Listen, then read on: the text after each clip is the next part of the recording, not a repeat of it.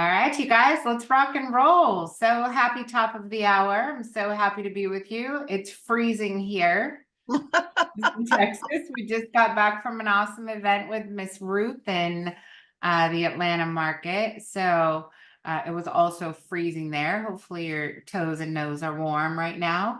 We're really excited to jump into a very, very important topic. And with me today, I have Miss Ruth King. I know a lot of you have been reaching out, wanting to make sure you don't miss these webinars. So I'm glad you're here. If you ever can't make the meeting, make sure you register. That way you get the recording after. So just for future reference. All right, Miss Ruth, let's rock. Sounds good. I will share my screen and we will get started. Oh. Sorry about that. I've got a frog in my throat. I don't see your screen yet. You might probably have multi-screens, two different places. Let's do this. I have to share it. It would help if I share my screen, wouldn't it? How's that? There we go. We see the There we full go. context. We see the whole presentation, every slide of the presentation. There we go. All right, we're good. We're good. So many people use gross margin for pricing, and they look at their businesses only from a gross margin perspective. If my gross margin is good, I'm fine. Well, using gross margin to do anything and not looking at the bottom line is probably a recipe for disaster. So let's start with the 20% net profit myth. Everybody has said they want a 20% net profit. Well, what in the world does 20% net profit mean? And you take your revenue and you divide, if you have $10,000 in revenue, 20% would be a $2,000 net. Yeah, but what does that really and truly mean? You've got to dig deeper. So I did an example. Job A, your revenue was 10,000, your net profit was 2,000, which is 20%. There were 16 hours on the job, so the net profit per hour was 2,000 divided by 16 and $125 an hour. Job B, revenue is 10,000, net profit is 2,000, but there's 40 hours on the job. So your net profit per hour is 2,000 divided by 40, and it's $50 an hour. So the 20% is a myth. You really and truly need to look at what, for every billable hour you have, i.e. that you can bill a customer for, what dollars drop to the bottom line. So you can see, this 20%, two different jobs with 20% net, one makes $125 an hour and the other one makes $50 an hour. And I think if you're like me, you'd prefer the $125 an hour. In all reality, job B should have sold for a whole lot more than $10,000 if you want $125 an hour. So the 20% net is a myth. You have to look past the percentage and look at the actual dollars. I mean, we can't take, I can imagine going to the teller at a bank and saying, here's my 20% net profit. Would you deposit it for me? And the teller's going to look at you and probably call security and kick you out of the bank. The only thing you can deposit is dollars. So 20% means nothing. 10% means nothing. You need to know for every dollar that you bill to the customer, how much dropped to the bottom line. That's what's important. Your net profit billable hour is what's important. Okay, so there goes the gross margin to begin with. All right. So the most important thing you have to do every single day is maximize billable hours profitably.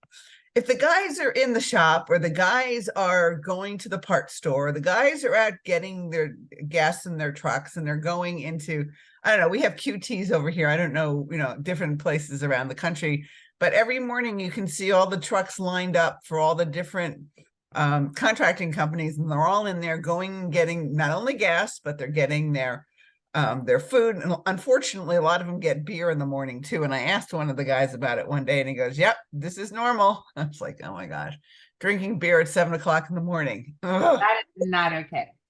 That is not okay. That is not okay. That is definitely not okay. So the most important thing you need to do every day is maximize your billable hours profitably, period. For every billable hour, you need to know how much profit drops to the bottom line. What is your net profit per hour? That's what's important. So what we're going to do today is we're going to just define gross margin just so that you have it. why they really don't matter except in one case, and where to look if they're not consistent. All right. I think hopefully by this example, I've basically said, don't use gross margins, but let's go through the whole thing and look at the net profit per hour per se.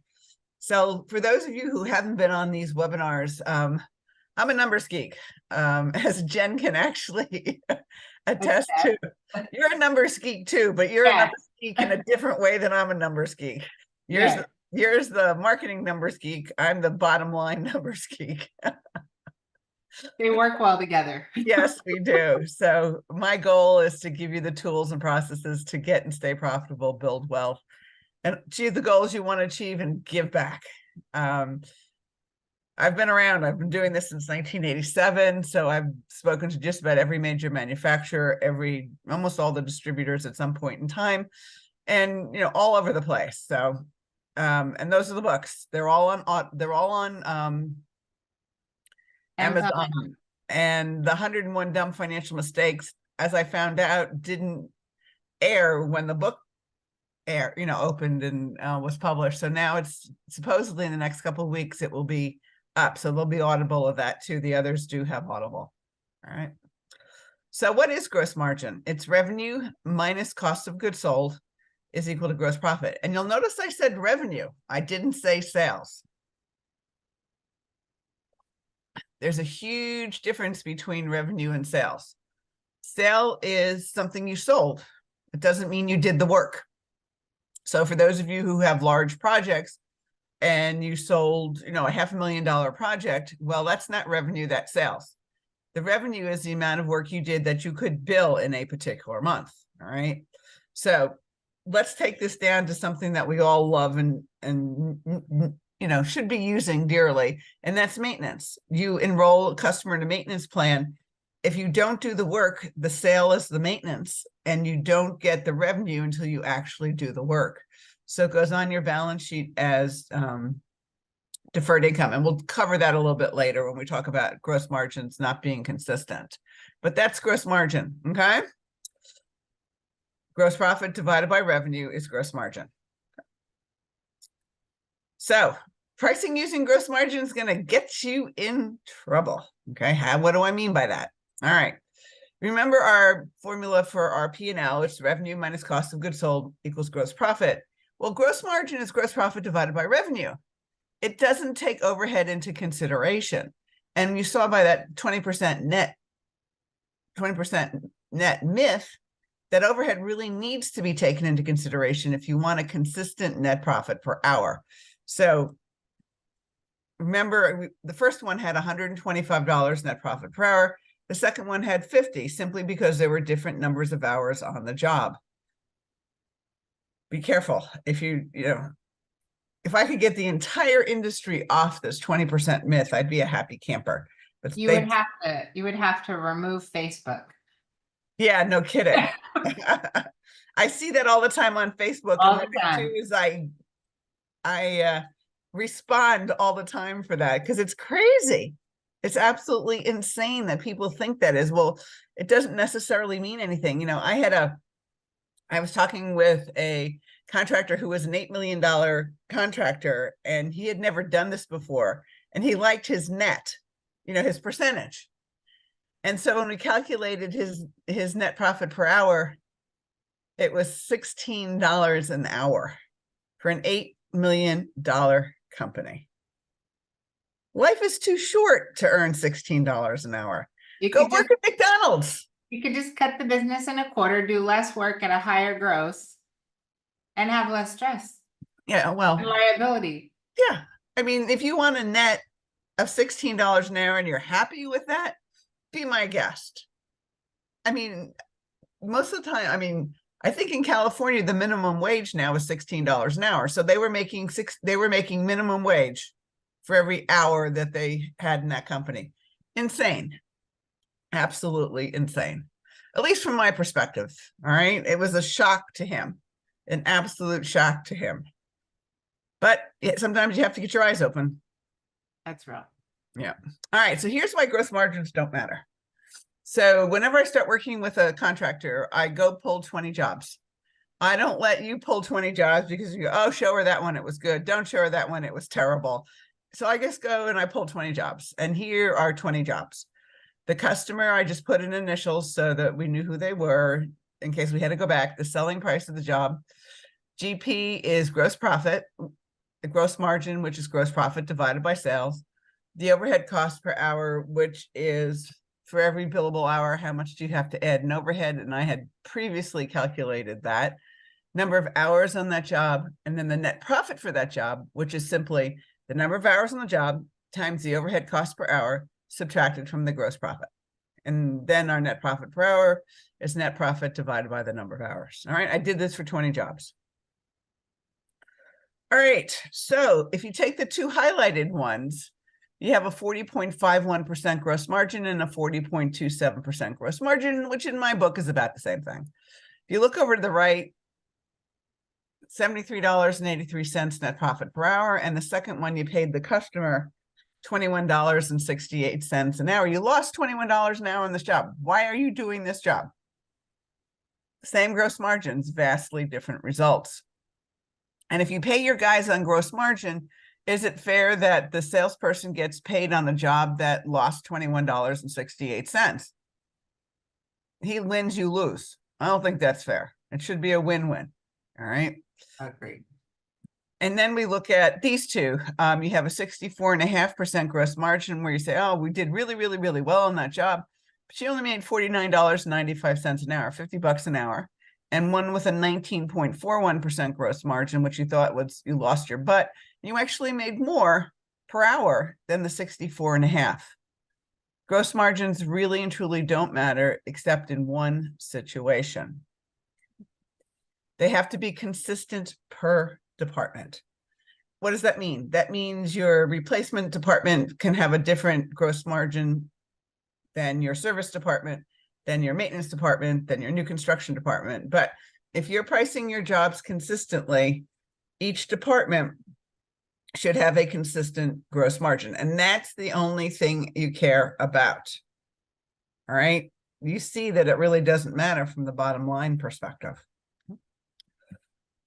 So where to look if the gross margin's not consistent? This is one of my favorite things that I look at, and it's fruit salad, okay? What does that mean? All right, so financial statement fruit salad is an incredible thing that happens a lot of times. And what it means is you have revenues for a job in 1 month and the expenses against that was, incurred for those revenues in another month. So let's say January is our raspberry month and we have revenue in there, and February is our strawberry month and we have the expenses in there. When we job cost, we have raspberries and strawberries and we have fruit salad. The idea is not to have fruit salad. The idea is to have raspberry salad, or in this case, kiwi salad or grape salad or strawberry salad or whatever. You have to be consistent. That is one reason that gross margins go up and down, is that they are not consistent in terms of revenues matching expenses in every single month. Okay. All right, that's the first thing. And that's the thing that happens most of the time when gross margins are not consistent by department. Second one is inventory and cost of goods sold. So if you do not have inventory on your balance sheet, you are fooling yourself and you're kidding yourself, because we all have inventory. There's not a single person who's on watching this webinar who doesn't have stuff on their trucks and some stuff in the warehouse. All right. So if you expense it as soon as you buy it, number one, you'll have expenses and you won't have the revenue against it. So we have fruit salad. And your net profit is going to be lower than it should. I've looked at many, many companies over the past couple of years who want to sell their businesses. And the private equity firms love the businesses who don't have inventory on their balance sheets because their net profits are lower, which means their multiples are lower. They're not going to tell you that. All right. And here's another example. One of my clients said we lost $80,000 this month. And I know they didn't lose $80,000. They had gotten a huge commercial project and they had bought the materials for it, and then they didn't have the revenue against it. So you have no revenue, close to $80,000 in materials. So what does that do to your bottom line? It's down by almost $80,000, which is nuts. That material should have gone into inventory until it was actually used on the job and billed out. Okay. It gets crazy if you don't do this. So inventory has to be in inventory. It can't be in cost of goods sold. Okay. Jobs over in labor. And I put in parentheses or materials. 9 times out of 10, it's not materials, it's labor. You bid 16 hours on a job and it takes 22. That screws your margins. All right. So just be careful with that. If a job's supposed to take 16 hours or 40 hours or 100 hours or whatever, make sure it takes 16 or 40 or 100 hours. That will also make your margins not consistent. Okay. This is another wonderful one. So you're busy doing maintenance for the entire month and you lose your butt for the month. Well, if you enrolled the maintenance customer in January per se, and let's say it's $200 for maintenance plan, and you counted that in revenue in January, you have revenue and no expense, so your margins are higher. If you do the cooling check in April or May or whatever, you have no revenue and all this expense, and so your gross profit is negative for that particular case, and your net is lower than it needs to be. And the reason is that you don't have a thing called deferred income, which is a current liability on your balance sheet. And what does this mean? Current liability is saying, okay, we've sold something, but we're not doing the job just yet, or we're not doing the work just yet. So we have a liability to perform, and that's deferred income. You can do the same thing with deposits. You get a deposit on a job and you're not doing a job for 3 months. You don't put that in accounts receivable. It goes into deposits. All right. Otherwise, your accounts receivable gets negative, which is another no-no.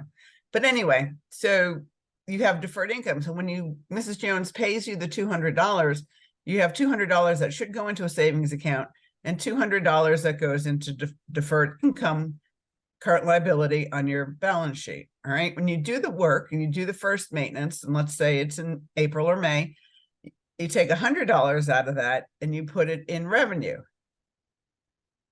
And then you have $100 of liability still. You do the second maintenance and you take the other $100 out and you have no more liability for that maintenance. All right. You're even. So that's how it should be done. And most of the CRMs will allow you to do that if you set it up properly. If you don't set it up with deferred income and the revenue going to revenue, i.e. a P&L revenue, when you actually do the work, you'll have financial statement fruit salad if it's not set up that way. But ServiceTitan can, Field Edge can, every can. Yeah, all of them can do it. It's just you have to tell them that you want it done and map it that way. Otherwise, you're going to have financial statement fruit salad and you're going to have your gross margins not being consistent. And if it's not any of those 4 things, unfortunately, somebody's stealing from you. And I know all of us don't like to think that anybody would bother stealing from them, but it happens, and it happens more often than you think. So one of my former clients was huge, big, really big. They had about $500,000 of inventory, big warehouse and everything else like that. And we knew their numbers. We knew their gross margins. We knew their material costs. I mean, their financial statements were pristine. Okay, we knew it. So 1 month, the material cost is a little bit higher and the gross margin's a little bit lower. And I said something about it, but it's 1 month. Things happen at the end of the month, and I don't worry about it for a month because they usually reverse themselves out by the second month. So second month, same thing's happening. I said, somebody's probably stealing from you. No, they're not. We got cameras. Okay. Third month, same thing's happening. Somebody's stealing from you. No, they're not. We got cameras. I get an email Doesn't say anything other than you were right. And this is one case I would have loved to have been wrong. The only place, true story, that there were no cameras in the warehouse was by the back door. Mm. So you need a line set for a job, you take two. You put them by the back door, and they had cut a hole in the chain link fence so that a truck didn't come in to get it at night. $250,000 of copper Oh by the my, time they were done. They're in jail. Well, we're in jail. I don't know whether they still are, but mhm. somebody's probably stealing from you if your gross margin's not consistent. And it's not any of those other things. And I promise you, it's not fun, because it's a sick feeling and a sick in the stomach feeling, but somebody's probably stealing from you. So on that very positive note, so what do you do next? Okay. If your pricing is not by net profit per hour, which is the way it should be, there's a pricing for profit program. If you go to HVAC Channel TV, and you can just click on the program under manuals, pricing for profit. And I also doing a 6-hour class on February 2nd in Jacksonville. And that's the URL for the landing page to sign up for, or you can just call me or send me an email and I'll send it to you. If they're a mess, your financial statements are a mess, I don't do that. I don't clean up financial statements. Could I? Sure. I don't enjoy doing it. There's so many people who are great CPAs and bookkeepers who know our industry and can help you clean them up. And there's also a contingent liability, because a lot of times, let's assume that you hadn't been putting inventory on your balance sheet, and you take inventory or took it at the end of December or taking it now, and you have $50,000 of inventory. If you put it on your balance sheet now, that ups your net profit by 50 grand. Mhm. So CPAs have ways of taking care of that so you don't pay extra taxes. And I don't do that stuff. That's the CPAs and taxes and all that sort of fun stuff, but you need inventory on your financial statements, on your balance sheet. So that's a perfect example of why I don't do it. There are other things that happen too, but that's the major one. If you want to track your financial data, there's a Building Profit and Wealth class February 21st, 22nd in Atlanta, or you can do Financially Fit Business. So there's lots of places you can go if you want help to do the next thing. If you use the QR code that's there, that takes you right to financiallyfitbusiness.com. And February, I think, we're going to have the website is changing. So we have financiallyfitbusiness.com instead of financiallyfit.business. So Jen's taught me a lot in terms of Google does not like .businesses, they like .coms. So we created the front end to the website, which allows the .business to become .com. And started to be able to be ranked. Yes. So question, Ruth, this is all very, very valuable information. I probably have 30 of these conversations on a weekly basis. Top of mind, last two conversations that I got in. So we dove into how our client is not profitable, continuously, constantly in financial distress, even though lead volume is up, they're getting more calls. Everything seems to be going right as far as total traffic volume and everything else. And so we started diving in. There's a laundry list, a litany of problems. I'm just going to concentrate on the one that is relevant right now. So his sales team is out quoting jobs, getting paid commissions right out of the gate, and leaving out the fact that it's up a giant hill. You have to walk up a driveway that's like a quarter mile. You can't drive the truck all the way up there. Then there's a spiral staircase you have to get up to till the 3rd level. And it's just this enormous number of hours. And in his mind, he's paying commissions on jobs that we know are not making any money at all. Underpricing every single job. But his concern is if he makes changes to paying people for sales, that he's going to lose his people. So how do you deal with When we know something's wrong, they refuse to change. And quite frankly, his team is threatening that if he doesn't pay him commissions on non-profitable jobs and so forth, that they're just going to leave. And so he's continuing basically to put himself in the hole every single month. What's your conversation with them? Mine is, do you want to stay in business or not? If you don't, I love that your answer is ruthless. it is. If you want to stay in business, they either get paid commission on profitable jobs. This is why I love paying on net profit per hour. And I promise you, if the jobs are profitable, then you're in a situation where they actually make more money than on gross margins. When we flip the switch, most of the times the salespeople balk and we say, okay, we're going to pay you the way it was before or the way it is on net profit per hour. And always, unless they're underpricing the jobs, which we find out immediately. It's like that job that was losing $21 and whatever it was. I mean, why would you pay the customer $21 to do your jobs? If they can't sell the jobs properly, they don't belong being there as part of their salespeople. I mean, technically, you could have wrote him a check for the 21 times the 40 hours and then use the crew to go install something profitable. That's right. Exactly. Yeah. I mean, they either want to stay in business or they don't. They know what's wrong, have the guts to change it or go out of business. Your choice. That's That's it. it. That's it. Rough being an entrepreneur. All right. Any questions? I know there were some things in the chat. Let me just check here real quick. Miss Whitehead out of Iowa, I'm so happy you're here. Do you have any questions before you guys get out of here? So far, everything I'm seeing is great information. I have a lot of homework to do, and thank you. My pleasure. Sounds good.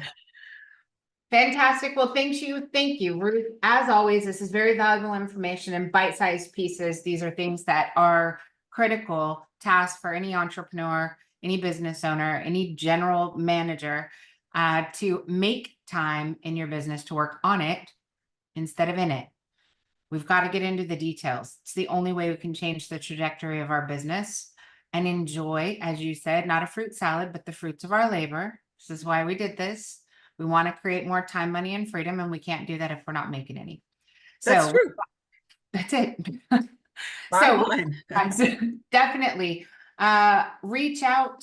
You cannot make decisions without data. On the marketing side, I can tell you, I have the same presentation when it comes to tracking conversions, return on ad spend, return on income, and the fruit salad inside Service Titan, where you've had 10 agencies creating campaigns, muddying up the waters. I usually call it a spaghetti bowl of mess instead of fruit. It looks like spaghetti strings, very difficult to unravel, and you almost have to start fresh. Either way, whether it's on the marketing side or financial or both, technically, you've got to have all of your data clean, precise, and in order so that you can make quick, rapid fire decisions to be able to pivot. So I hope you reach out to Ruth. Ruth, I will see you on the next session. Everyone, stay warm, enjoy your business. It's 2024. Let's go knock the socks off this year. Thanks so much. See ya.